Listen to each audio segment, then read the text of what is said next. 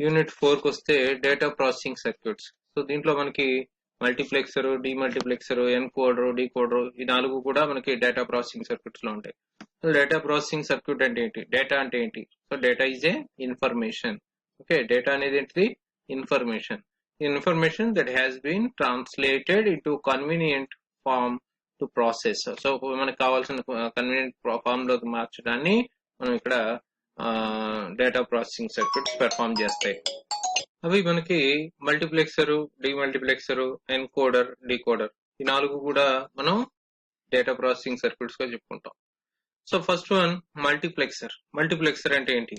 So multiplexer is a combinational logic circuit designed to switch one of several input lines through to a single common output line by the application of control signal. So control signal తో మనం single output line గా మార్చేటువంటి circuit ని, logic circuit ని మనం ఏమంటాం? Multiplexer గా చెప్తాం. So ఇది కూడా ఏంటంటే ఒక ఫార్ములా బేస్ మీద చెప్పుకోవటం జరుగుతుంది. 2 power m equal to n. So m అనేది ఏంటిది? Selection lines. So 2 power m equal to n. So n అనేది ఏంటిది? Number of inputs. సో ఎన్ని ఇన్పుట్స్ ని బట్టి మనం అన్ని సెలెక్షన్ లైన్స్ అనేవి తీసుకోవాల్సి ఉంటుంది. So 2 power m, suppose n అనేది 4 అనుకుందాం. సో n 4 అయితే m ఎంత అవ్వాలి? 2 స్క్వేర్ అయితేనే రిజల్ట్ వాల్యూ 4 అవుతుంది. కాబట్టి m వాల్యూ 2 ఖచ్చితంగా ఇవ్వాలి. సో కాబట్టి m వాల్యూని మనం 2 గా తీసుకుంటే మనకు ఇన్పుట్స్ ఎన్ని తీసుకోవాలి? 4 ఇన్పుట్స్ తీసుకోవాలి. సో కాబట్టి మనం ఇక్కడ బ్లాక్ డయాగ్రామ్ ఒకటి పక్కన ఫిగర్ లో చూస్తున్నాం. ఏంటిది? ఒక 4:1 మక్స్ అన్నమాట. సో 4 ఇన్పుట్స్, ఒక సింగిల్ అవుట్పుట్ ఉన్నటువంటి మక్స్. ఓకే, దీంట్లో మనం 2 సెలెక్షన్ లైన్స్ ని మనం తీసుకోవడం జరిగింది. ఓకే, ఇక్కడ దాని ఇన్బిల్ట్ సర్క్యూట్ కనుక చూసినట్లయితే S0, S1 అనేవి ఇన్పుట్ లైన్స్ అయితే వాటి లైన్ ఉంచండి, అవి 1 కింద తీసుకున్నట్లయితే దాన్ని కనెక్ట్ చేసుకున్నటువంటి నాట్ గేట్ ద్వారా అవుట్పుట్ ఏదైతే ఉందో అది 0 అవుతుంది. సో అలా ఏం చేస్తున్నాం? 0, 1, 0, 1 ఇలా మనం 4 సెలెక్షన్ లైన్స్ ని ఇక్కడ తీసుకున్నాం. సో మనం ఇవ్వాల్సింది 0, 0 అయితే మనం ఈ రెండిటి ద్వారా మనం 0, 0 అప్లై చేయొచ్చు. అదే మనం 1, 1 ఇవ్వాలనుకోండి, సో ఈ రెండిటి ద్వారా మనం 1, 1 ఇచ్చుకోవచ్చు. సో అలా 1 ఎప్పుడు ఇవ్వాలి, 0 ఎప్పుడు ఇవ్వాలి అనేది మనం ఈ లైన్స్ ని బట్టి మనం డిసైడ్ అవ్వాల్సి ఉంటుంది. ఇక్కడ చూడండి, D0 అనేది మనం ఇన్పుట్ గా తీసుకుంటున్నాం. సో D0 ఇన్పుట్ ని మనం ఇక్కడ 3 ఇన్పుట్స్ సింగిల్ అవుట్పుట్ ఉన్నటువంటి ఒక AND గేట్ కి కనెక్ట్ చేసాం. సో దాంట్లో ఒక ఇన్పుట్ వచ్చేవాడికి D0 అయితే మిగిలిన 2 కూడా సెలెక్షన్ లైన్స్, అది 0, 0, 0, 0. సో అలాగే రెండోది చూస్తున్నట్లయితే D1, దాని సెలెక్షన్ లైన్స్ ఇదిగో 0, 1, 0, 1. సో అలాగే మూడోది 1, 0, 1, 0. అలాగే నాలుగోది 1, 1. సో ఈ రకమైనటువంటి సెలెక్షన్ లైన్స్ కి ఏమవుతుంది? ఈ AND గేట్ ద్వారా ఈ ఇన్పుట్ ఏదైతే ఉందో అది ఈ సెలెక్షన్ తో మల్టిప్లై ఇదిగో ఈ OR గేట్ కి వెళ్తుంది. సో అలా వెళ్ళినటువంటి OR గేట్ ఏం చేస్తుంది? ఇలా వచ్చినటువంటి 4 అవుట్పుట్లని తీసుకొచ్చి కలిపేసి Y గా బయటకి ఇస్తుంది. సో Y ఎట్లా ఉంటుంది అంటే ఇదిగో ఇక్కడ చక్కగా మనం బాక్స్ లో ఇవ్వడం జరిగింది. Y equal to D0 S1 bar S0 bar plus D1 S1 bar S0 plus D2 S1 S0 bar plus D3 S1 S0. Okay, so ఈ రకంగా Y అనేది ఉంటుందన్నమాట. మరి మల్టీప్లెక్సర్ అప్లికేషన్ కనుక చూస్తున్నట్లయితే దానికి కమ్యూనికేషన్ సిస్టమ్ అనే దానిలో మెయిన్ రోల్ అనేది ఇది పెర్ఫామ్ చేస్తుంది. మల్టీప్లెక్సర్ అనేది చూసినట్లయితే ఆడియో వీడియో సిగ్నల్స్ ని జాయింట్ చేసి మనకి టీవీ కమ్యూనికేషన్ చక్కగా మనకి టీవీలో చక్కగా 2 కూడా జాయింట్ గా వస్తున్నాయి అంటే బికాస్ ఆఫ్ దిస్. సో ఈ కమ్యూనికేషన్ సిస్టమ్ లో మనం ఎక్కడ చూస్తున్నాం? కేబుల్ నెట్వర్క్, కేబుల్ ఆఫీస్ లో చూసినట్లయితే అన్ని ఛానల్స్ ని సింగిల్ వైర్ ద్వారా ట్రాన్స్మిట్ చేస్తారు మన ఇంటి దాకా కూడా. సో ఆ ట్రాన్స్మిషన్ లైన్ లో ఉండేది మల్టీప్లెక్సింగ్ ప్రాసెస్. ఓకే, అలాగే టెలిఫోన్ నెట్వర్క్ గమనించినట్లయితే మల్టిపుల్ ఆడియో సిగ్నల్స్ ని ఇంటిగ్రేట్ చేసి సింగిల్ లైన్ లోకి మనం తీసుకోవడం జరుగుతుంది. సో మనం ఇంటికి ఒక వైర్ చొప్పున వేసుకున్నట్లయితే టెలిఫోన్ ఎక్స్చేంజ్ చాలా చాలా ఎక్కువ వైర్స్ అవసరం అవుతాయి. కానీ దాన్ని ఏం చేస్తున్నారు, ఇంటిగ్రేట్ చేయడంలో మనకి సింగిల్ లైన్ ద్వారా ఎక్స్చేంజ్ కి మన సిగ్నల్ పాస్ ఆన్ అవుతుంది. సో అటువంటి ఫెసిలిటీతో మనం ఈ టెలిఫోన్ నెట్వర్క్ కూడా చాలా ఈజీగా చేయగలుగుతున్నాం. అలాగే these are used to implement huge amount of memory in to computer at the same time reduces circuit connections. So ఈ సర్క్యూట్ కనెక్షన్స్ తగ్గించి ఈ డిమల్టీప్లెక్సింగ్ కనుక మల్టీప్లెక్సింగ్ ప్రాసెస్ ని కనుక చేసినట్లయితే మనకి కంప్యూటర్ సర్క్యూట్ డిజైనింగ్ లో చాలా మార్పులు చోటు చేసుకుంటాయి. అలాగే జిపిఎస్ అంటే ఏంటి? Global positioning system. మనకి ఓలా టాక్సీస్ కానీ ఏవైనా కానీ వాళ్ళు ఒక ఫోన్ ని ముందు పెట్టుకుని ట్రాకింగ్ తో డ్రైవ్ చేయటం అనేది మనం చూసి ఉంటాం. సో అటువంటి సిస్టమ్స్ లో మనకు ఉపయోగపడేది ఏంటిది? GPS, global positioning system. So దాంట్లో ఏంటి, ఏ స్ట్రీట్ ఎక్కడ ఏ అడ్రస్ అనేది చక్కగా మెన్షన్ చేయబడి ఉంటుంది. సో కాబట్టి ఎటు వెళ్ళాలి, 5 minutes to left, 5 minutes to right అనే ఇన్స్ట్రక్షన్ ని చక్కగా మనం ఫోన్ ద్వారా మనం తీసుకుని చక్కగా మనం ఎక్కడ కూడా టైం వేస్ట్ అవ్వకుండా, అలానే ఫ్యూయల్ వేస్ట్ అవ్వకుండా చక్కగా రీచ్ అవ్వగలుగుతున్నాం అంటే కేవలం ఏంటి, మనకు ఉన్నటువంటి జిపిఎస్ అనే సిస్టమ్. మరి డిమల్టీప్లెక్సర్ ఏంటి? సో ఇది మనం ఇందాక ఏదైతే చేసామో సింగిల్ లైన్ కి, దాని నుంచి మనకు కావాల్సినట్టుగా ఇన్పుట్స్ ని మళ్ళీ రిటర్న్ తీసుకునేటువంటి ప్రాసెస్, దీన్ని డిమల్టీప్లెక్సింగ్ ప్రాసెస్ అంటాం. సో ఇదేంటి, సింగిల్ ఇన్పుట్ ని తీసుకుంటుంది, మల్టిపుల్ అవుట్పుట్స్ ని సెలెక్షన్ బేస్ చేసుకుని ఇవ్వగలుగుతుంది. సో దీన్ని డేటా డిస్ట్రిబ్యూటర్ అని కూడా అనొచ్చు, డేటా డిస్ట్రిబ్యూటర్. ఓకే, సో ఇక్కడ 1:4 డిమల్టీప్లెక్సర్ ని బ్లాక్ డయాగ్రామ్ ని మనం చూస్తున్నాం. సో ఇది ఇందాక దానికి రివర్స్ అయినట్లుగా ఉంటుంది అంతే. అలాగే ఇక్కడ ఏదైతే ఇన్పుట్ ఉందో ఐ అనేది అది D0 ద్వారా రావాలా, D1 ద్వారా రావాలా, D2 ద్వారా రావాలా, D3 ద్వారా రావాలా అనేది మనం అప్లై చేసినటువంటి సెలెక్షన్ ని బేస్ చేసుకుని అవుట్పుట్ అనేది వస్తుంది. సో దాని ఇంటర్నల్ సర్క్యూట్ చూసినట్లయితే ఇగో ఈ రకంగా ఉంటుంది. సో దీంట్లో ఏంటంటే 4 ఎండ్ గేట్స్ ఉంటాయి చక్కగా. సో 4 ఎండ్ గేట్స్ కూడా సెలెక్షన్ లైన్ బేస్ చేసుకుని ఇందాక మల్టీప్లెక్సర్ యొక్క అవుట్ లైన్, డేటా లైన్ అంటాం దాన్ని, ఆ డేటా లైన్ ని తీసుకుని ఈ సెలెక్షన్ లైన్ తో ఏది మనకి కావాలి అనేది మనం దీని ద్వారా డిసైడ్ చేసుకోవచ్చు. సో ఓకే, సో దాంట్లో S0, S1 వాల్యూస్ 0 కనుక తీసుకున్నట్లయితే మనకు అవుట్పుట్ ఏమొస్తుంది, Y0 ద్వారా D0 అనే డేటా మనకి బయటకు వస్తుంది. రిమైనింగ్ అన్ని కూడా ఆఫ్ పొజిషన్ లో ఉంటాయి. ఓకే, అదే మనం 1-0 కనుక ఇచ్చినట్లయితే ఏమవుతుంది, ఏం రావాలి, Y2 అనేది ఆన్ అవ్వాలి. సో రిమైనింగ్ అన్ని కూడా ఆఫ్ అవ్వాలి, అదే పొజిషన్ లో ఉంటుంది అనమాట వర్కింగ్. మరి డిమల్టీప్లెక్సర్ యొక్క అప్లికేషన్స్ ఏంటి? సో ఇందాక ఏదైతే మనం చూసామో అది అప్లికేషన్స్ మల్టీప్లెక్సర్ కి. సో ఇప్పుడు వచ్చేవాడికి డిమల్టీప్లెక్సర్ కూడా దాని రివర్స్ మోడల్లో దీనికి కూడా అప్లికేషన్స్ ఉన్నాయి. So demultiplexer is used to connect a single source to multiple destinations. So single source ఉండి మల్టిపుల్ డెస్టినేషన్స్ ఉండేటువంటి దానిలో మనం డిమల్టీప్లెక్సర్ ని వాడతాం. అంటే సింగిల్ ఇన్పుట్ తీసుకుని మల్టిపుల్ డెస్టినేషన్స్, అంటే మనం ఎగ్జాంపుల్ మనం రిమోట్ ని తీసుకున్నట్లయితే రిమోట్ చేసేటువంటి ప్రాసెస్ డిమల్టీప్లెక్సర్ ప్రాసెస్ అన్నమాట. ఏం చేస్తున్నాం, మనం బటన్ ని 1 అనే ఛానల్ మనం ప్రెస్ చేసినట్లయితే సెలెక్షన్ లైన్ ని మనం అప్లై చేస్తాం.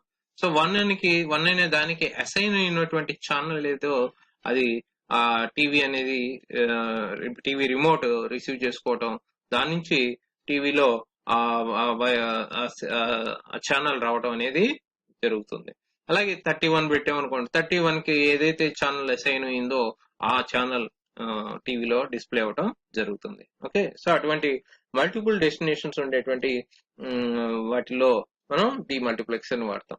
So demultiplexer are also used for reconstruction of parallel data and ALU circuits. మనకి కంప్యూటర్ లో వాడేటువంటి parallel data and ALU circuits. ALU అంటే ఏంటి, అర్థమెటిక్ లాజిక్ యూనిట్ అని మనకు తెలుసు కదా. సో సర్క్యూట్స్ లో మనం ఈ డిమల్టిప్లెక్సర్ ని వాడడం జరుగుతుంది. అలాగే the multiplexer and demultiplexer work together to carry out the process of transmission and reception of data in communication system. ఈ రెండు కూడా కామన్ గా జాయింట్ గా కమ్యూనికేషన్ సిస్టమ్ లో వాడతారు. Okay, so in an ALU circuit, the output of ALU can be stored in multiple registers or storage units with the help of demultiplexer. So ఇక్కడ మనం వాడేటువంటి ALU సర్క్యూట్ లో మనం చూసినట్లయితే ఈ వచ్చిన డేటా ఏదైతే ఉందో అది రిజిస్టర్స్ లో స్టోర్ అయి ఉంటుంది. ఆ స్టోర్ అయ్యేటువంటి ప్లేస్ ని ఈ డిమల్టిప్లెక్సర్ తో మనం అసైన్ చేయడం జరుగుతుంది. అలాగే సీరియల్ ప్యారలల్ కన్వర్టర్స్ అని ఈ వీటిలో మనం ఆ డేటా స్ట్రీమ్ ని దాని ఇన్కమింగ్ సీరియల్ డేటా స్ట్రీమ్ ని మనం రికన్స్ట్రక్షన్ లో మనం ఈ డిమల్టిప్లెక్సర్ ని వాడడం జరుగుతుంది. ఇక్కడ 2:1 మక్స్ ని బేస్ చేసుకుని 2:1 మక్స్ ని వాడుకుని మనం ఎండ్ గేట్ ని ఎలా తయారు చేయాలో ఒకసారి చూద్దాం. సో ఇక్కడ చూసినట్లయితే ఈ 2:1 మక్స్ ని ఇక్కడ చూస్తున్నాం. సో చూడండి, సింగిల్ సెలెక్షన్ లైన్, అలాగే 2 inputs, single output. Okay, so ఇక్కడ ఈ మక్స్ ఏదైతే ఉందో దాంట్లో 0 అనే దీన్ని అంటే ఏ కి సంబంధించి దీన్ని ఏం చేసాం, గ్రౌండ్ చేసాం. ఫస్ట్ దాన్ని గ్రౌండ్ చేసాం, రెండో దాన్ని 1 పెట్టాం. సో 0-1 అయితే సెలెక్షన్ ని బేస్ చేసుకుని అవుట్పుట్ రావాలి. సో ఇక్కడ గమనించినట్లయితే మనం ఏ వాల్యూ కనుక 0 పెడితే ఈ ఫస్ట్ 0 ఏదైతే ఉందో అదే అవుట్పుట్ గా వస్తుంది. ఫస్ట్ 0 ఏదైతే ఉందో అదే అవుట్పుట్ గా వస్తుంది. అదే ఏ వాల్యూ కనుక మనం 1 పెడితే అప్పుడు బి వాల్యూని అవుట్పుట్ గా ఇస్తుంది. సో గమనించినట్లయితే టేబుల్లో ట్రూత్ టేబుల్ కనుక గమనించినట్లయితే ఏ వాల్యూ బి వాల్యూ అంటే మనం సెలక్షన్ లైన్ ని ఏగా తీసుకున్నాం, ఇన్పుట్ లో కింద దాన్ని బి గా తీసుకున్నాం. సో ఈ బి వాల్యూ ఫస్ట్ 0 అవుతుంది, తర్వాత 1 అవుతుంది. దీన్ని బేస్ చేసుకుని రావాలి. ఓకే, సో ఎప్పుడైతే ఏ వాల్యూ 0 పెట్టామో అంటే అప్పుడు పైన ఉన్నటువంటి ఈ ఇన్పుట్ ఏదైతే ఉందో అదే అవుట్పుట్ గా వస్తుంది. అంటే ఏ వాల్యూనే అవుట్పుట్ గా వస్తుంది. Output 0 when a equal to 0. అలాగే ఏ వాల్యూ కనుక 1 పెట్టామనుకోండి, ఏ వాల్యూ 1 పెడితే ఏమవుతుంది, అప్పుడు బి వాల్యూ 0-1లలో ఫస్ట్ 0 ఉంటే ఈ 0 అవుట్పుట్ గా వస్తుంది ఫస్ట్ దానికి. అదే ఏ వాల్యూ 1 ఉండి బి వాల్యూ కూడా 1 ఉంటే అప్పుడు అవుట్పుట్ వచ్చేవాడికి 1 అవుతుంది. So truth table for AND gate కనుక గమనించినట్టయితే మనకి 2 ఇన్పుట్లు వాటి యొక్క ప్రోడక్ట్ వాల్యూని మనం ఇక్కడ గమనించాలి అవుట్పుట్ గా. ఓకే, సో 0-0, 0, 0-1, 0, 1-0, 0, 1-1, దాని వాల్యూ 1. ఓకే, సో మరి నాండ్ గేట్ ని కనుక తయారు చేయాలి అంటే మనం ఇక్కడ ఈ 0 ఏదైతే ఇందాక గ్రౌండ్ చేసామో దాన్ని ప్లస్ VDD కి అప్లై చేసాం. సో VDD అనేది 1 గా మనం తీసుకోవడం జరుగుతుంది.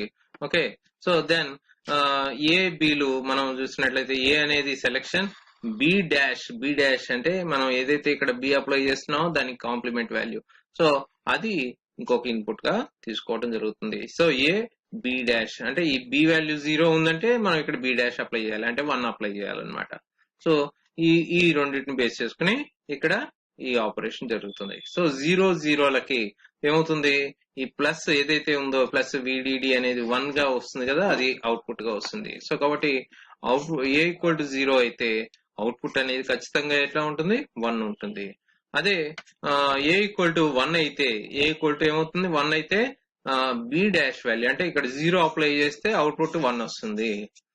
ఇక్కడ 1 అప్లై చేస్తే ఏమవుతుంది, అప్పుడు బి డాష్ కాబట్టి దాని వాల్యూ దాని రిజల్టెంట్ 0 అవుతుంది కాబట్టి అది బయటికి అవుట్పుట్ గా వస్తుంది. సో కాబట్టి ఇక్కడ ఏదైతే నాండ్ గేట్ ఆపరేషన్ ఉందో ఆ ఆపరేషన్ కి తగ్గట్టుగా ఈ ట్రూత్ టేబుల్ వస్తుంది. కాబట్టి దీన్ని మనం 2:1 మక్స్ నుంచి నాండ్ గేట్ తయారు చేసినట్టుగా అనుకోవచ్చు. మనం ఈ వీడియోలో నెక్స్ట్ టాపిక్స్ అయినటువంటి ఎన్కోడర్ అండ్ డీకోడర్ రెండింటి గురించి చూద్దాం. అలాగే తర్వాత ఉన్నటువంటి లాజిక్ ఫ్యామిలీస్ గురించి ఒకసారి చూద్దాం. ఓకే, సో దీనిలో ఏంటంటే ఎన్కోడర్ వచ్చేప్పటికి ఏంటంటే మనకి కీబోర్డ్ లో మనకి ASCII కోడ్స్ ఉంటాయని తెలుసు. మనకి ఏ కొడితే సమ్ 98 నంబర్ ని తీసుకుని అది బైనరీకి మార్చుకుని దాన్ని మెషిన్ లాంగ్వేజ్ అంటామని, ఆ మెషిన్ లాంగ్వేజ్ కంప్యూటర్ లాంగ్వేజ్ అని, అది మళ్ళీ డీకోడ్ చేయబడి మళ్ళీ మనకి డిస్ప్లే వస్తుందని, ఇదంతా కూడా మనం కంప్యూటర్ బేసిక్స్ లో మనం నేర్చుకుని ఉండొచ్చు. ఓకే, సో ఇదేంటంటే encoder is the device so which converts decimal number to binary number. Okay, so ఇది ఎట్లా ఉంటుంది? సో ఈ సర్క్యూట్ చూసినట్లయితే చూడండి. సో 0 to 9 నంబర్స్ మనం ఏదైతే ఇన్పుట్ అనేది ఉందో అది 0 to 9 నంబర్స్, వీటిని మనం అక్కడ సప్లై చేయటం జరిగింది. ఏది ఇన్పుట్స్ గా D0, D1, D2 వీళ్ళ మనం మన కీ బాక్స్ నుంచి మనం నంబర్స్ ని ఇక్కడ ఇన్పుట్లుగా ఇవ్వడం జరిగింది. ఆ ఇన్పుట్స్ ని తీసుకొచ్చి ఆర్ గేట్స్ ద్వారా కలుపుతున్నాం ఇక్కడ. సో ఆర్ గేట్స్ ద్వారా కలిపి 4 అవుట్పుట్స్ గా మనం ఇస్తున్నాం. సో 4 అవుట్పుట్స్ ఏంటి అంటే మనం ఈ కింద ట్రూత్ టేబుల్ ఒకటి ఉంది చూడండి. So decimal to binary. So జీరోని 0000గా అవుట్పుట్ గా వచ్చేట్టుగా ఉంటుంది. అలాగే 1 0001 అంటే 1 అంటే 1 ఉన్నటువంటి ప్లేస్ లో 2 power 0 లెక్క. 2 power 0 వాల్యూ ఎంత? 1. ఆ తర్వాత 2 అంటే 2 power 2, 2 power 1 value, 2 power 1 value వచ్చేటికి ఏంటంటే 2. సో ఈ రకంగా మనకి ఈ డెసిమల్ నెంబర్ ని బైనరీ కోడ్ గా మార్చేటువంటి ఒక ఎలక్ట్రానిక్ డివైస్ గా మనం ఈ ఎన్కోడర్ ని చెప్పుకోవచ్చు. సో ఎన్కోడర్ ఎలా పనిచేస్తుంది, దీన్ని ఎలా కన్స్ట్రక్ట్ చేయాలి? సో చూడండి, ABCD చూస్తే ABCDలు ఎక్కడెక్కడ ఉన్నాయి చూస్తే మనకి చూడండి ABCD అనుకోండి. ఏకి వచ్చేప్పటికి చూడండి ఎక్కడెక్కడ వన్లు ఉన్నాయి చూడండి. సో ఇక్కడ 8 దగ్గర D8 అలాగే D9 ఈ రెండు కూడా వన్లు ఉన్నాయి. కాబట్టి D8 D9 రెండు కలిపి ఇగో D8 D9 కలిపి ఇక్కడ ఏగా మనం Y3 గా ఇచ్చేస్తాం. అలాగే బికి వచ్చేవాడికి చూడండి ఏమేమి కలిసినాయి, 4 5 6 7 4 5 6 7 చూడండి ఇక్కడ 4 5 6 7 కి 1 ఉంది. సో కాబట్టి బికి వచ్చేవాడికి ఏముంటాయి, ఏమేమి కలపాలి, 4 5 6 7. సో ఈ రకంగా మనం ఈ టేబుల్ ని ముందు తీసుకున్నట్లయితే ఈ సర్క్యూట్ డయాగ్రామ్ చాలా సింపుల్ గా మనం చేసేయచ్చు. ఓకే, సో మనం ఏవైతే ఇన్పుట్స్ గా తీసుకుంటున్నాం, మనం 10 నంబర్స్ ని ఇన్పుట్స్ గా తీసుకున్నాం, 4 అవుట్పుట్ గా తీసుకొస్తున్నాం. అంటే 0 to 9 నంబర్స్ ని మనం ఇక్కడ బైనరీగా మార్చడానికి ఇది సర్క్యూట్ అన్నమాట. ఓకే, సో మరి డీకోడర్ విషయం ఏంటి? సో డీకోడర్ ఏం చేస్తుంది చూడండి. సో డీకోడర్ ఏంటంటే మనం పైన వచ్చినటువంటి అవుట్పుట్ ని మళ్ళీ రివర్స్ అన్నమాట, డెసిమల్ గా మార్చేస్తుంది. సో ఈ డెసిమల్ గా మార్చేటువంటి క్రమంలో మనకి ఇక్కడ 4 8 16 డీకోడర్స్ కూడా ఉంటాయి. మనం ఇక్కడ ఏంటంటే ఎగ్జాంపుల్ కి 2 to 4 లైన్ డీకోడర్ గా మనం ఇక్కడ చూస్తున్నాం. 2 to 4 2 inputs 4 outputs, 2 inputs 4 outputs వచ్చేట్టుగా. అంటే మనం ఇచ్చేటువంటి లాజిక్ ఇన్పుట్ ఎట్లా ఉందంటే 2 నంబర్స్ గా ఉంది. సో 0 0 ఇచ్చామనుకోండి, సో D0 అనేది గ్లో అవుతుంది అనమాట. అంటే 0 అనే నంబర్ ఉన్నటువంటి బల్బ్ వెలుగుతుంది, అంటే 0 అవుట్పుట్ అనమాట. అలాగే 0 1 ఇచ్చామనుకోండి, 0 1 ఇస్తే ఏమవుతుంది, D1 అనేది అంటే 1 ఉన్నటువంటి స్టిక్కర్ ఏదైతే ఉందో ఆ బల్బ్ వెలుగుతుంది. సో అలాగే D2 D3. సో ఇలా మనం బైనరీ కోడ్ ఇచ్చిన తర్వాత దాన్ని డెసిమల్ నంబర్స్ కి అవుట్పుట్ వచ్చేట్టుగా మనం దీన్ని ఈ సర్క్యూట్ ని తయారు చేసుకున్నాం అనమాట. దాని లాజిక్ డయాగ్రామ్ ఇదిగో ఇక్కడ ఉంది, లాజిక్ సర్క్యూట్ ఇక్కడ ఉంది, లాజిక్ ట్రూత్ టేబుల్ ఇక్కడ ఉంది. సో ఇక్కడ చూసినట్లయితే A0 A1లు ఇన్పుట్లు అయితే దాని అవుట్పుట్ ఇదిగో చూడండి D0 ఎక్కడ 1 ఎక్కడ వచ్చింది చూడండి, D0 దగ్గర 1 వచ్చింది. అంటే 0 ఇన్పుట్ అయితే D0 అనేది గ్లో అవుతుంది. అలా రిమైనింగ్ ఇన్పుట్స్ కి ఒక్కొక్క అవుట్పుట్ అనేది గ్లో అవటం జరుగుతుంది. ఓకే, ఇక లాజిక్ ఫ్యామిలీస్ కి వస్తే లాజిక్ ఫ్యామిలీస్ అంటే ఏంటి? సో మనకి ఫస్ట్ లో 1960లో ఫస్ట్ ఐసీని ప్యాక్ చేశారు. ఎలా? రెసిస్టర్, ట్రాన్సిస్టర్ ఈ కాంపోనెంట్స్ ని వాడి మనకి ఈ లాజిక్ ఆపరేషన్ ని పెర్ఫామ్ చేసేట్టుగా ఒక ఫ్యామిలీ ఆఫ్ ఐసీస్ డెవలప్ చేయడం జరిగింది. సో రెసిస్టర్ అండ్ ట్రాన్సిస్టర్ వీటినే వాడేవాడు.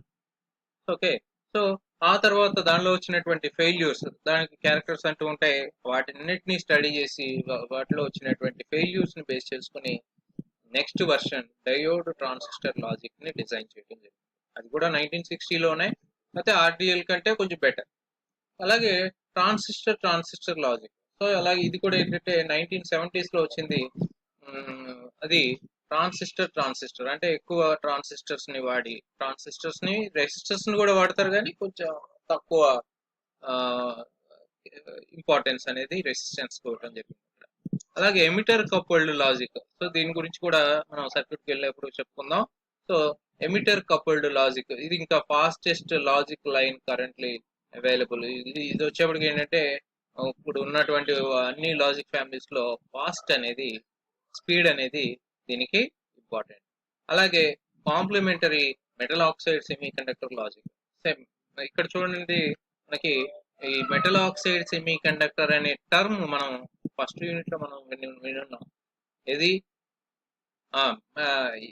మాస్ఫెట్. సో మాస్ఫెట్ సంబంధించి ఈ ఏవైతే ఉన్నాయో మనం అదే కాంపోనెంట్స్ ని ఇక్కడ వాడి ఈ లాజిక్ ఫ్యామిలీని తయారు చేయడం జరిగింది. సో బికాజ్ ఇక్కడ ఏమవుతుందంటే వాళ్ళు వాడుతున్నటువంటి i7, i5 కోర్స్ ఇవన్నీ కూడా వీటి డెవలప్మెంట్స్. ఓకే, సో ఇప్పుడు ఇక క్యారెక్టరిస్టిక్స్ విషయానికి వద్దాం. సో క్యారెక్టరిస్టిక్స్ ఏంటి? సో ఇక్కడ ప్రతి ఐసీకి కూడా కొన్ని పారామీటర్స్ తీసుకోవాల్సి ఉంటుంది. సో వాటిలో ఏంటంటే first one speed of operation. So ఒక లాజిక్ ఐసీ ఎంత స్పీడ్ గా పనిచేస్తుంది అనే దాన్ని బట్టి మనకి అది మనకి ఉపయోగపడుతుందా లేదా అనేది తెలుస్తుంది. సో మనకి ఇదివరకు కంప్యూటర్స్ వచ్చేవాడికి ఇన్పుట్ ఇచ్చిన చాలా సేపటికి అవుట్పుట్ అనేది చూడడం జరిగేది. కానీ ఇప్పుడు ఇవాళ రోజున ప్రాసెసర్ స్పీడ్ పెరిగింది, అలాగే సైజ్ కూడా తగ్గింది.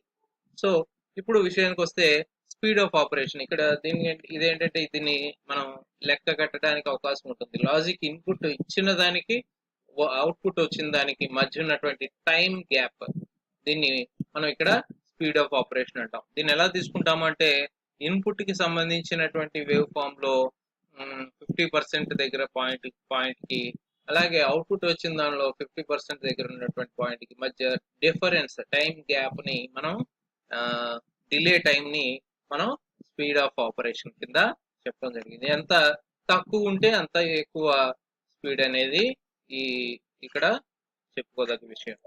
ఓకే, అలాగే పవర్ డిసిపేషన్ అంటే ఏంటి? ఎంత పవర్ కన్జ్యూమ్ చేసుకుంది ఒక ఐసీ అనేది ఇక్కడ చెప్పుకోవాలి. So amount of power dissipated in an IC. So దీన్ని ఎలా తీసుకుంటాము అంటే విసిసి ద్వారా ఎంతైతే ఐసీసీ అనేది కన్జ్యూమ్ చేసుకుందో ఆ ఐసీసీను విసిసి రెండింటి ప్రొడక్ట్ వాల్యూని మనం పవర్ డిసిపేషన్ అని చెప్తాం. సో దీన్ని మిల్లీ వాట్ లో మనం మెజర్ చేయడం జరుగుతుంది. నెక్స్ట్ ఫిగర్ ఆఫ్ మెరిట్ అంటే ఏంటి? ఎవరు ఫస్ట్ ఎవరు లీస్ట్ అనేది మనం ఈ ఫిగర్ ఆఫ్ మెరిట్ తో చెప్పేయచ్చు. అంటే ఈ ఫ్యామిలీస్ లో మనం ఏది బెస్ట్ అనేది ఈ ఫిగర్ ఆఫ్ మెరిట్ చెప్తుంది. ఓకే, సో ఏదైనా డిజిటల్ ఐసీ దాని స్పీడ్ అలాగే పవర్ కన్సంప్షన్ ఈ రెండింటిని బేస్ చేసుకుని చెప్తుంది జరుగుతుంది. సో దానిలో ఈ రెండింటి ప్రోడక్ట్ ని ఫిగర్ ఆఫ్ మెరిట్ కింద చెప్తున్నాడు. సో దీన్ని నానో సెకండ్స్ లో స్పీడ్ నేను అలానే పవర్ కన్సంప్షన్ ని మిల్లీ వాట్ లో చూసాం. ఈ రెండింటి యొక్క ప్రోడక్ట్ పికో జౌల్స్ అవుతుంది. Okay, so least value of speed power product is required. So మనకి ఏది బెస్ట్ అనేది ఈ చెప్పాలంటే ఈ ఈ రెండింటి యొక్క ప్రొడక్ట్ వాల్యూ చాలా తక్కువగా ఉంటే అది ఎక్కువ బెస్ట్ అనేది మనం ఇక్కడ చూడాలి. Okay, next fan in. Fan in అంటే ఏంటి? సో ఒక fan in of the logic gate is the number of input that the logic gate can handle properly. So ఎన్ని ఇన్పుట్లని అది హ్యాండిల్ చేయగలదు ఒక లాజిక్ గేట్ అనేది ఆ ఇన్పుట్ నంబర్ ని మనం ఫ్యాన్ ఇన్ కింద చెప్తాం. అలాగే ఫ్యాన్ అవుట్ వచ్చేప్పటికి ఏంటంటే దీని నుంచి వచ్చినటువంటి అవుట్పుట్ వోల్టేజ్ ఏదైతే ఉందో ఆ అవుట్పుట్ వోల్టేజ్ ఇంకా ఎన్ని లాజిక్ గేట్స్ ని అది హ్యాండిల్ చేయగలదు, ఎన్ని లాజిక్ గేట్స్ ని అది ఆపరేట్ చేయగలదు అనే దాన్ని బట్టి ఫ్యాన్ అవుట్ అనేది ఉంటుంది. అంటే ఈ అవుట్పుట్ ఏదైతే అవుట్పుట్ వోల్టేజ్ ఒక లాజిక్ గేట్ ద్వారా వచ్చినటువంటి అవుట్పుట్ వోల్టేజ్ తో రిమైనింగ్ గేట్స్ కూడా ఆపరేట్ అవ్వాలి. సో అటువంటి దాన్ని మనం ఫ్యాన్ అవుట్ కింద చెప్తాం. సో ఎంత బెస్ట్ ఫ్యాన్ అవుట్ అయితే అంత క్యాపబిలిటీ ఎక్కువ అనేది. Okay, so next noise immunity. Noise immunity అంటే ఏంటి? So number of electric and magnetic fields వల్ల ఏమవుతుందంటే అన్నెసరీ వోల్టేజెస్ అనేవి డెవలప్ అవుతాయి. దానివల్ల నాయిస్ అనేది క్రియేట్ అవుతుంది. Noise means sound. వోల్టేజెస్ లో ఫ్లక్చుయేషన్స్ వచ్చినా అది నాయిస్ కింద లెక్క. ఓకే, సో అలా వచ్చినటువంటి అన్వాంటెడ్ ఆపరేషన్స్ వల్ల వచ్చినటువంటి నాయిస్ వల్ల మనకి అవుట్పుట్ సరిగ్గా రావచ్చు, రాకపోవచ్చు. కానీ బెస్ట్ అవుట్పుట్ వచ్చిన దానికి నాయిస్ ఇమ్యూనిటీ ఎక్కువ అని మనం అర్థం చేసుకోవాలి. ఓకే, సో తర్వాత ఆపరేటింగ్ టెంపరేచర్. ఆపరేటింగ్ టెంపరేచర్ అంటే మనకి కంప్యూటర్స్ కూడా ఎక్కువ టెంపరేచర్ ఉంటే కొన్ని ఐసిస్ పాడైపోయే అవకాశం ఉంది. సో 0 to 70 degrees సెంటీగ్రేడ్ ఉంటే అది ఇండస్ట్రియల్ ఏరియాల్లో మనకి అటువంటి అటువంటి లాజిక్ గేట్స్ ని డెవలప్ చేసి అటువంటి సిస్టమ్స్ ని మనం వాడవచ్చు. అదే స్పెసిఫిక్ గా మనకి మిలిటరీ అప్లికేషన్స్ వచ్చేప్పటికి చూస్తే మనకి బిలో 0 degree సెంటీగ్రేడ్ దగ్గర కూడా సిస్టమ్స్ ఆపరేట్ చేయాల్సి ఉంటుంది. అటువంటి సిచ్యువేషన్ లో ఈ కొన్ని లాజిక్ ఫ్యామిలీస్ ఫెయిల్యూర్ అవడం అనేది జరుగుతుంది. సో దానివల్ల ఏమవుతుందంటే మనకి ఐసిస్ కాలిపోవడం, తర్వాత ప్రాపర్ గా సిస్టమ్స్ పనిచేయకపోవడం అనేది ఖచ్చితంగా జరుగుతుంది. సో దాన్ని ఓవర్కమ్ చేయడానికి ఏం చేస్తారు, మనకి మిలిటరీ అప్లికేషన్స్ కోసం -55 degrees సెంటీగ్రేడ్ దగ్గర నుంచి +125 degrees సెంటీగ్రేడ్ వరకు ఈ మధ్యలో కూడా తట్టుకుని ఉండేటువంటి ఐసిస్ ని ప్రత్యేకంగా మ్యానుఫ్యాక్చరింగ్ చేయడం జరుగుతుంది. సో ఇలా క్యారెక్టరిస్టిక్స్ చాలా ఇంపార్టెంట్.